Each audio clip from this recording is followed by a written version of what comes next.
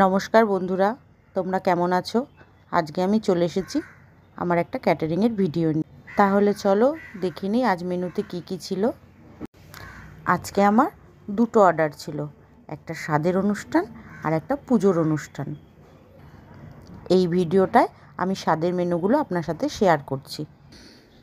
এর পরের ভিডিওটায় আমি পুজোর মেনুগুলো শেয়ার করব। স্বাদের অনুষ্ঠানের সব মেনু কিন্তু আমরা পার্সেল করে দিয়েছি।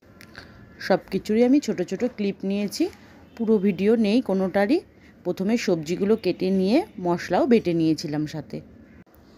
প্রথমে আমি ভাত করে নিয়েছি, কারণ পার্সেল ছিল তার জন্য। তারপর ডালটাও করে নিলাম, আলুর চিপসগুলোও প্যাকেট করে নিচ্ছি।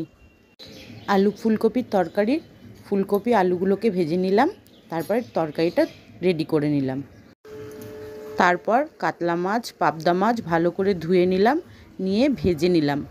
মাছ ভাজার পরে কাতলা মাছের কালিয়া আর পাবদা মাছের সর্ষে দিয়ে ঝাল করে নিলাম।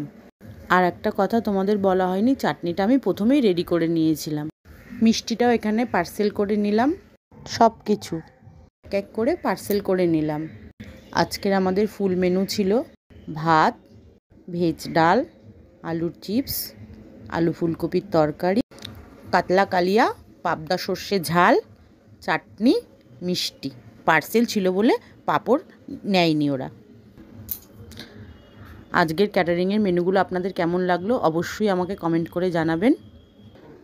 পাশে থাকবেন, লাইক, কমেন্ট, শেয়ার, সাবস্ক্রাইব করবেন। দেখা হবে পরের কোনো ভিডিওতে।